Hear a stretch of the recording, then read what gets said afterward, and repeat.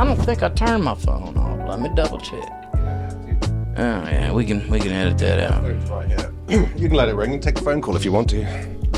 You know. Well, if I get a telemarketer, like I have the solution, Yeah. and I can demonstrate it. I'm going to make a quick adjustment to this microphone. So I just want to make sure we both understand each other. I'm taking a big risk putting you on this podcast. Okay. Yeah, because I like to think that you were attracting a class of quality, highbrow viewers. Yeah, older. I just wonder if you're going to fit into that. Like, are you going to bring down the quality of this? Yeah, that's the first question everyone asks when they have me on the radio show is our ratings going to go down or up? Yeah. Up for the shockability of this kind of person, just with the Unabomber look. Yeah, that's the start. Look, it's true. They have to ask that question. Yes, and I felt an obligation to the longevity of this podcast. See, the good news is that we have no viewers right now. Next to none. No, that's great. So the only way is up. We can't go. That's the best time to do stuff that is dicey. Dicey. That's a gamble. Is that how you describe yourself, as dicey? Dicey. Well, I mean, I would. Having me on the show is a hand grenade of a spectrum of different things that you could cover. I mean, we could keep it simple applesauce. Applesauce. We could go deep. We could go deep discussions. Yeah. About Catholicism, or some other random deep tangent, but we'll probably try to keep it clean. I felt on the intro. I feel it's very important that I introduce you to the world because when you work with Movie Media on some jobs, certain high, some very technical, soundy jobs. Yeah, you're my sound guy. You're Lance the sound guy. Yeah. So, Lance the sound guy, would you please introduce yourself to me as if we've never met before? Oh, hey. Hi. How you doing? I'm Lance Woolie. Yeah. I'm a sound guru and film guru, but specifically in sound. And I love all things musical, and I try to only work in sound or music, and in something in an art form. Whether it's in the production side or the creation side. How deep, when you say technical sound, so how deep does that go? What does that look like for someone that doesn't understand how deep sound can go? How deep do you go? Like quantum level? Quantum level. Everyone's different. Like my producer, Brian Brignac, is an amazing drummer. He plays drums for Eric Clapton. He produces records, but he's an audible genius. Like he can hear things and adjust things based on what he hears. And I do the same thing. Isn't that like when you that's too loud, so you turn it down? Similar, or you could say that's early because there's a delay for some reason between this microphone and that camera. There's a small millisecond delay, and correcting that delay or adjusting that delay. Does that drive you nuts when there's a? Can you hear a millisecond delay in a live stream? I can hear 10. Not in a live stream. Does it drive you crazy when you see on a live stream? It doesn't bother me as much because most, statistically, a lot of other people have a delay in their live stream, and so people are accustomed to that. But if I make a music video or if I'm recording a live performance, I do try to really hard to make the audio, which is recorded separately, sync up with the video. And these are two different types of time codes running kind of different metrics, and it gets kind of geeky at times. I had to ask because I am a generalist. I think that's fair to say.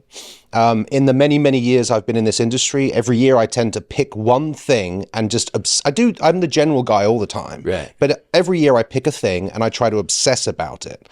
And a couple of years back, I decided sound mastering would be my obsession for the year. And if you remember in that year, you moved into my office. Yeah, we became roommates. We became Office roommates. Mates. It was great. Office mates. Well, I'll go with roommates. It was kind of... But anyway, you bought in your big soundboard and then you proceeded to drive me absolutely insane with the 1,000 repetitions of 4 bars that you were listening to every single day. Continuously repetition. Yes. Yeah, by the end of a record, you will have listened, hopefully, to that song maybe 1,000 times. Doesn't mean you remember all the lyrics, but it does mean that you are listening to anything that stands out to you that bothers you, especially if you're the artist or the producer.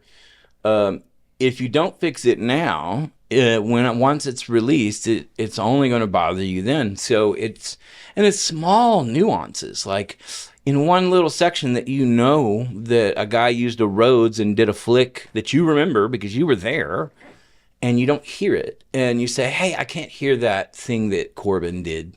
Let's pull it up just a little bit, and now we can hear everything." And the idea is to tell that story musically. Do you think that repetition of listening to 4 bars over and over again has like broken something in your brain?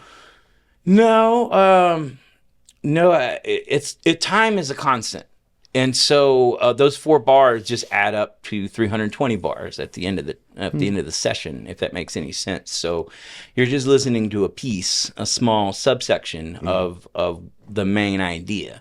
Well, I think we've talked enough about how deep sound goes to get the idea that that was shallow. Yeah, you need to see you work to understand exactly how deep goes.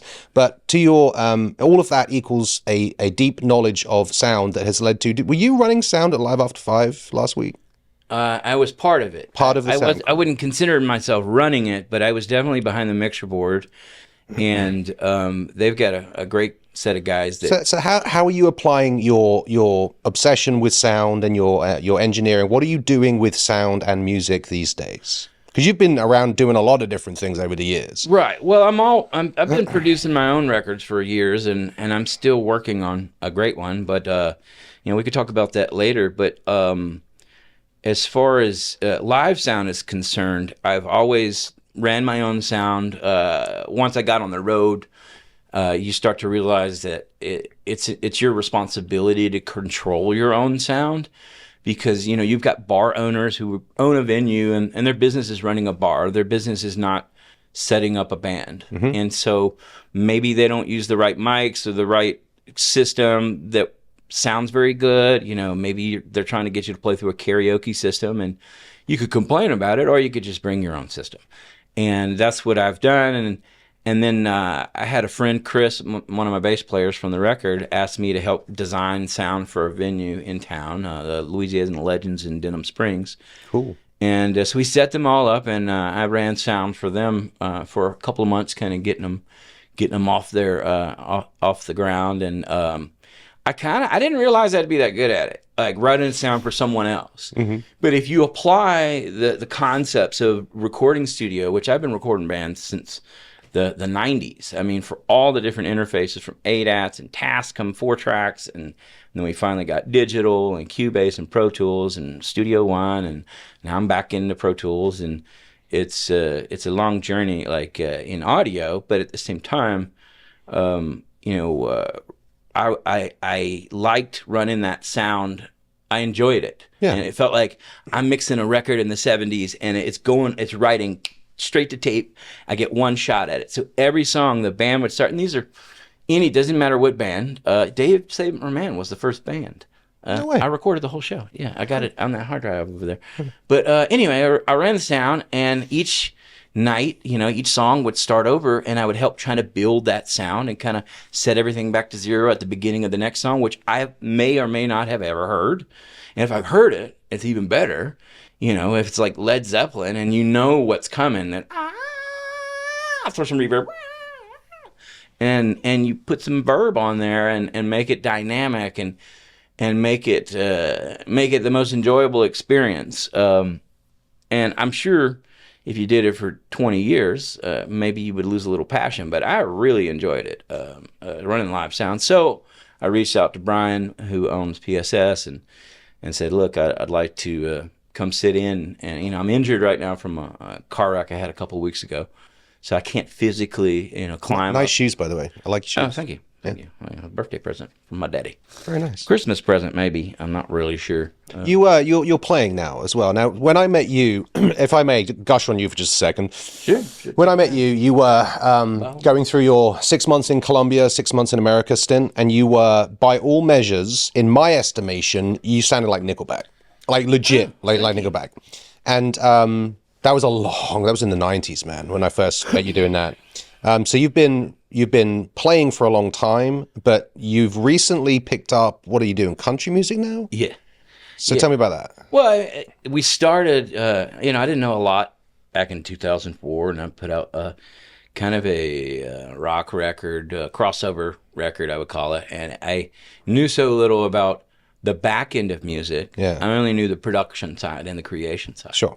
So I put out a record, and I just left the country and moved to South America. Were you on the run? No, I wasn't. It sounded like I wasn't at first. I went to Bogota. I don't need to know. Wait.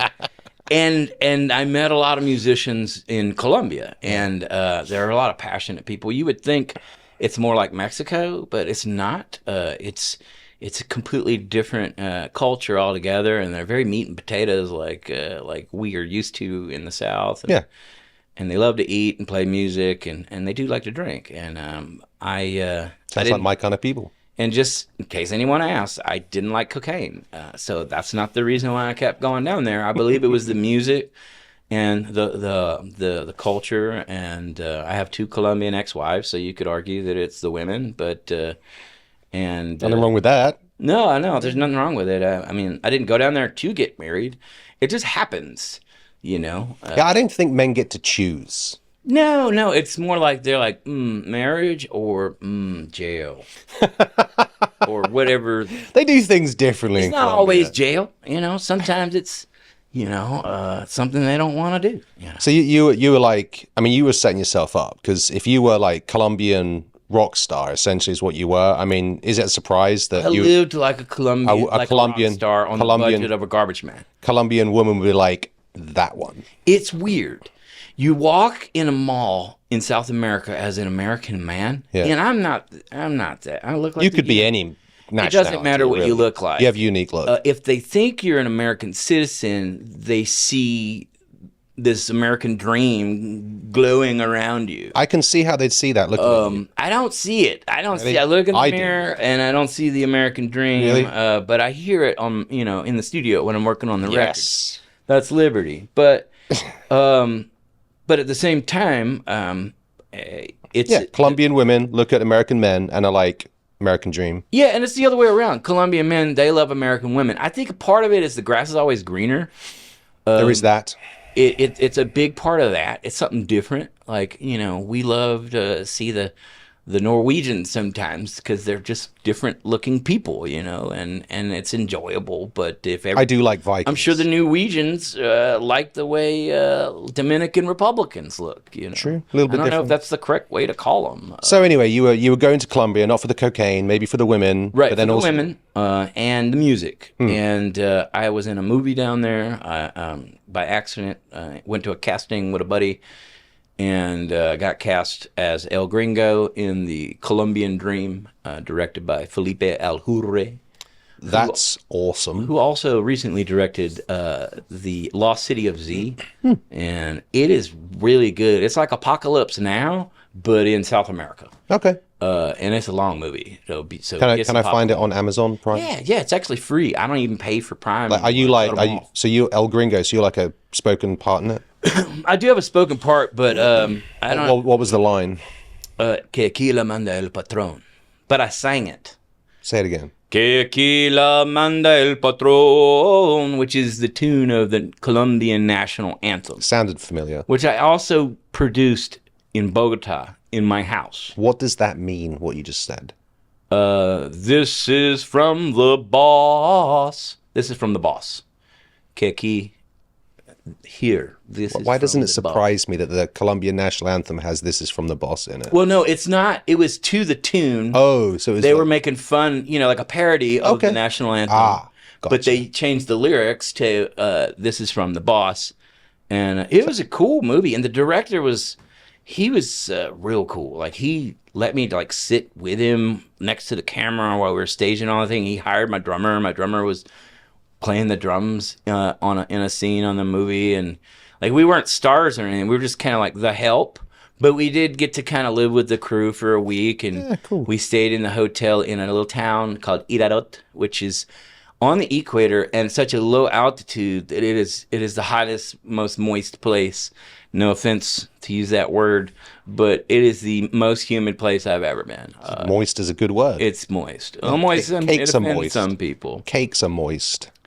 Yes, they are. They should be. They should. That's the right. Like I don't like a dry cake. I can't. Like sometimes, y'all, them dry cake people, like y'all got to get it together. Inject some hydroxide or something to make them like have a little bit of.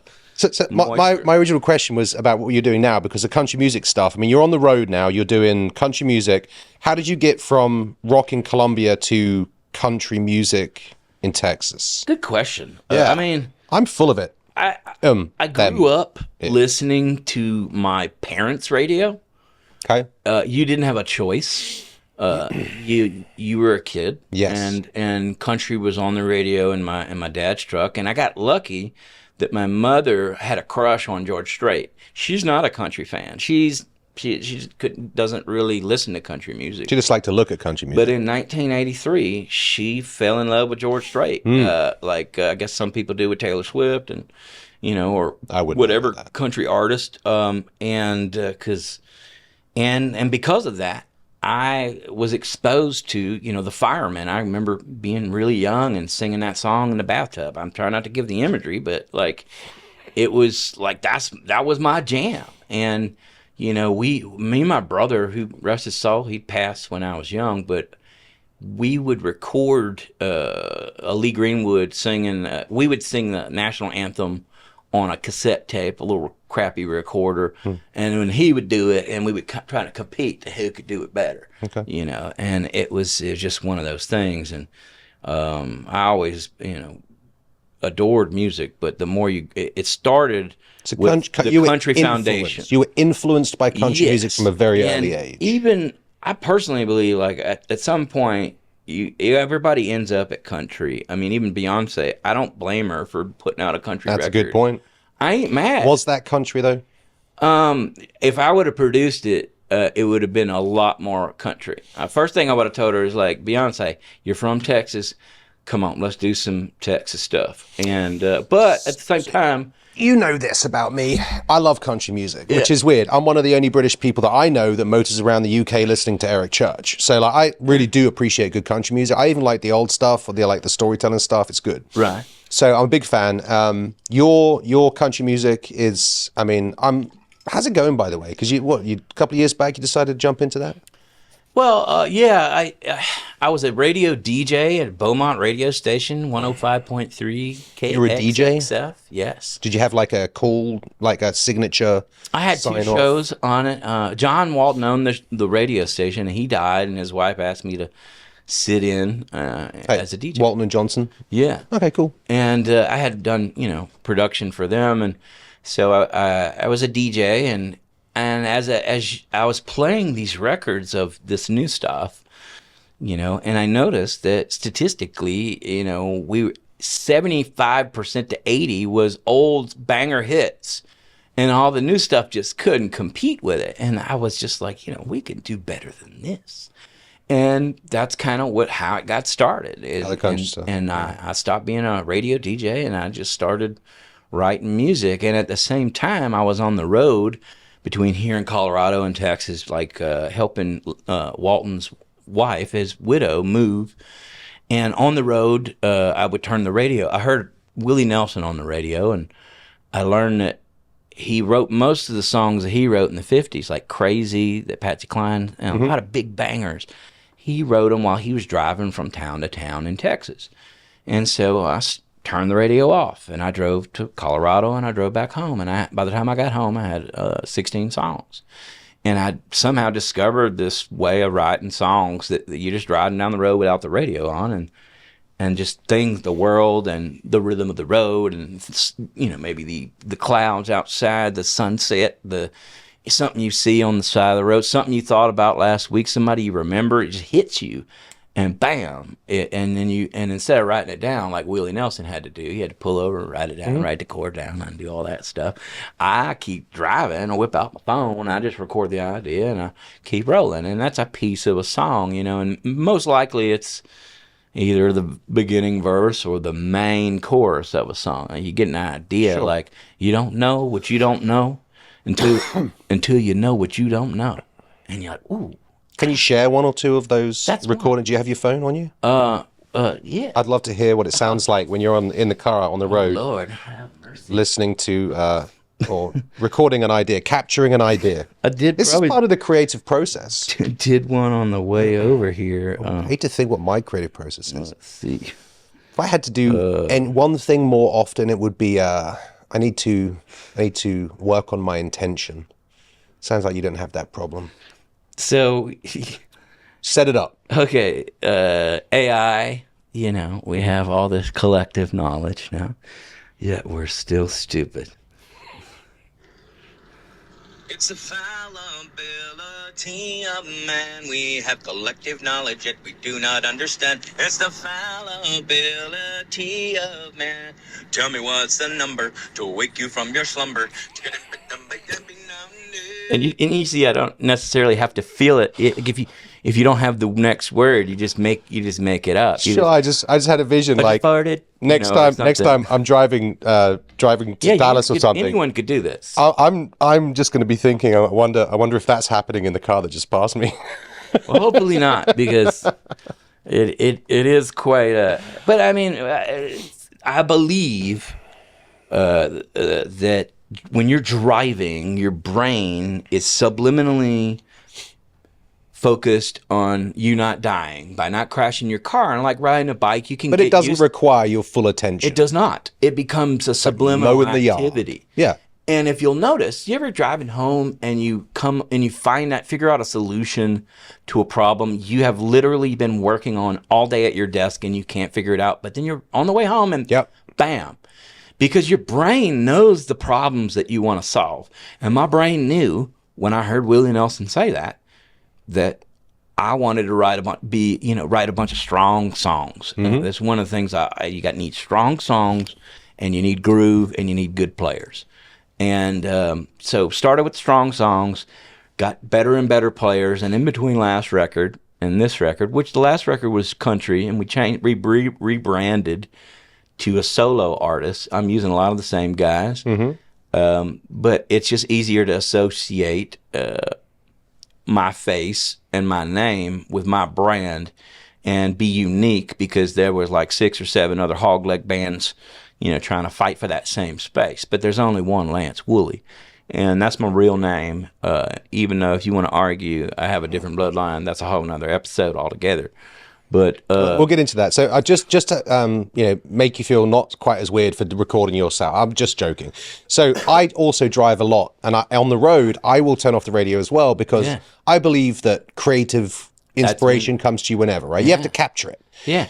So you have to be open to it. Yeah. Last year I was doing a live stream of an improv festival, and my setup was right at the front of the stage. And so these are like comedians and improv people, and I'm right in their line of sight. So they give me a lot of shit during the show. And on 2 separate occasions, I found myself this close to having to go up on stage and like do something funny, or, you know how that goes.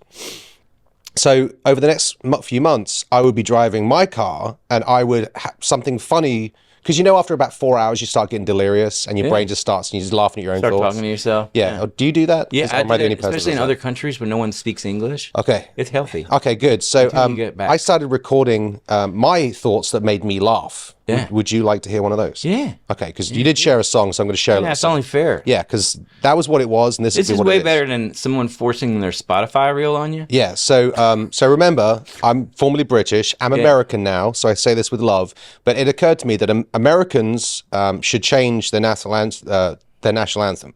It shouldn't be that whatever. It should be that noise that your phone, your TV, or your radio makes when the National Weather Service issues a tornado warning. Oh yeah, that. It's like an eagle. That should be the American steroids. national. At least over the last 5 years, it should be the national anthem of America, because that's about where, at least if you watch the news, where most Americans' psychology is right now. Yeah, no, it's in. I'm not sure how that would have gone over if I'd have It's in said that. panic mode. Yeah, sometimes. But you can't have panic without Hispanic. So That's a good point. that's why I Should be married two making that- Colombian women. Two Colombian. My daughter was born in South America, in the same town that John Leguizamo's mother's from. Really? I don't know who that is. He's a comedian, Latin, a very famous Latin comedian. You've seen him in movies. You just Don't know. his name. well, there's a lot of names. I'm terrible with It's like names, though. how many British actors? I could probably name 10. Hugh Grant. That would have been a number one. My number one. Sean Connery isn't really English. He's British. And he's got. I think well, he He plays. is, but so here's how it works in the UK. Like if you're an Olympian, and you're from Wales, for example, or you're Welsh, You're still England. until you medal. When you medal, then you you're become British. Oh, that's See how that works? That's genius. So you're English, like Yeah. like Andy Murray, You're Scottish. Yeah, But you're he's separate British, 'cause it until was you good. do something great. Then Yes. you're unified. Absolutely. I think you're knighted as well. That's what knighting is, isn't it? The Queen does Paul that. McCartney's a knight. Isn't that weird? Yeah. Like when I Well- think knight, I think knights at the round table. Everybody, it's King kind Arthur. of like getting knighted in England is the equivalent to get inducted into the Hall of Fame. Yeah. Do you think Trump's going to receive a knighthood from King Charles? I'm not sure. That would be the weirdest thing. I have yet to hear them two talk about each other, so I don't know how they feel. Yeah. Like I've heard the other guys, and so I could predict. Dude, if like knighthood was something you could petition for in England, and I don't know if it is, England, you should maybe petition on the second to half have of the term. Donald Trump receive a knighthood from King Charles. If for no other reason, it would be hilarious to watch that happen. Oh, you see the meltdown. It'd be amazing. It would be a meltdown. Did you see his painting, the red one? Who's painting? Charles's, the king's painting, beautiful. Was it finger painted? No, it was his. Oh no, he didn't paint it. No, a painter Painting painted of it, him. No, I didn't. It's an artful one. Really? Yeah. What do you think of that? It's very red. I think see. it's a little too much red. King but if Charles. you want to emphasize bloodline, then okay. So, friend of mine. Oh my, I like balance what the in my art. hell is that, I get frustrated when someone forces too much of one thing, dude? and there needs to be balance. What is that? Look at this. Look at this. Let me see if I can. Let me hold this up here. Is that it? It looks like Satan. I mean, just from. Sorry, no offense. But I mean, it is kind of like it gives me devil vibes. It gives me devil vibes too. That's crazy. Can I do it on your camera? Let me see there. That's yeah. It's quite a. There we go. Yeah. That's You know what? It also in 2025. there were memes when What? it came out with Viggy from Ghostbusters. Remember that the bad guy in Ghostbusters? He was a painting that came alive. Yes, I do remember that. And I think his name was Viggy. My favorite part of the Ghostbusters movie was the Michelin monster. When Yeah. that's Yeah, great. my brother used to Enjoyed call me that that when I was a kid. Did you used to call him? I was a fat kid. Really? He used to say things like fat people or people too. And Yeah. he beat the crap out of me a lot. And it sucked. Yeah. I mean, is this like a sensitive subject or? No, it Have you needs to be resolved it said. with You know, therapy? it sucked, but I did appreciate it when Yeah. I got to juvie Yes. and Yes. played in my first band. The first live performance that I ever had in the world with a full band, bass player, drums, guitar, singing, was with the Angola State Prison Traveling Band. We all got to start somewhere.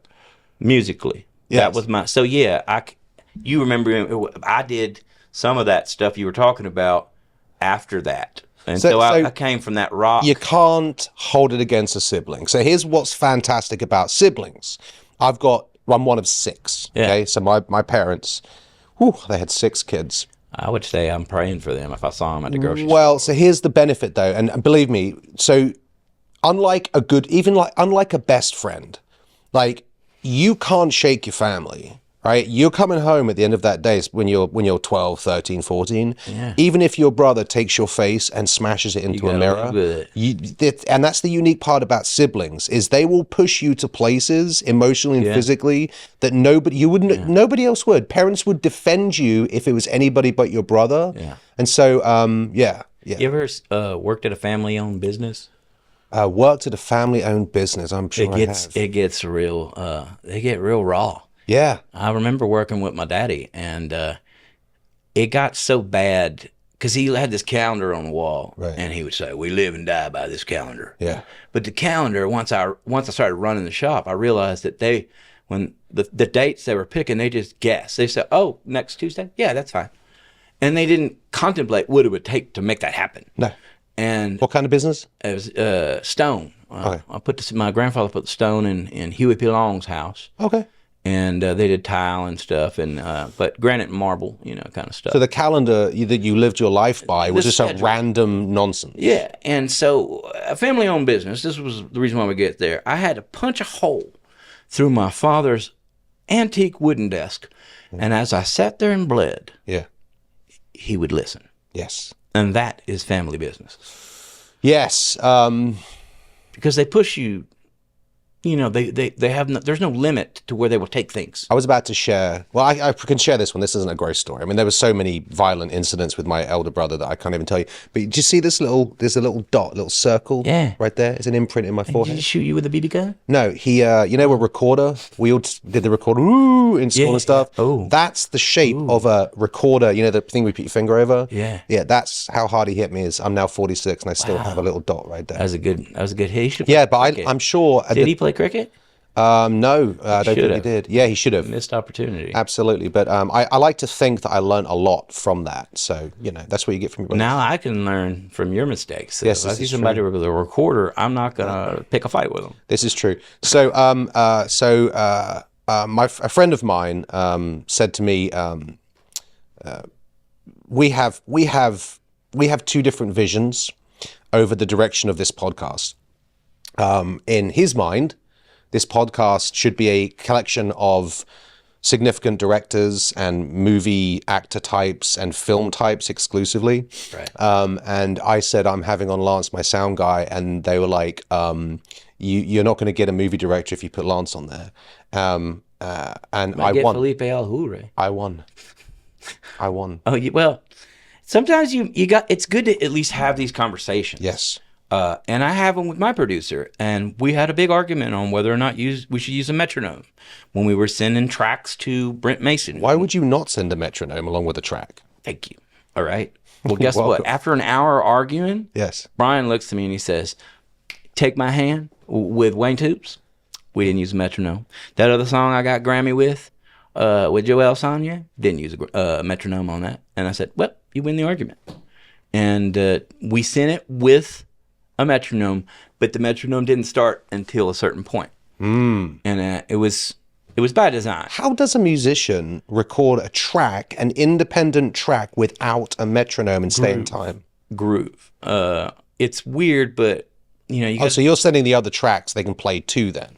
Yeah, but when you're not playing in time, you all have to. You're playing out of time on purpose. Sometimes a lot of times at the end of a song, you'll hear what they call a retardando, which is where it slows down, offensive. But yet everybody's slowing down at the same pace. Yes. Now at the front end, what's that called again? A retardando. That's a fun word. It is. I used to say it all wrong, and get you in some that's trouble. How you say it. Okay. Exactly. Yeah.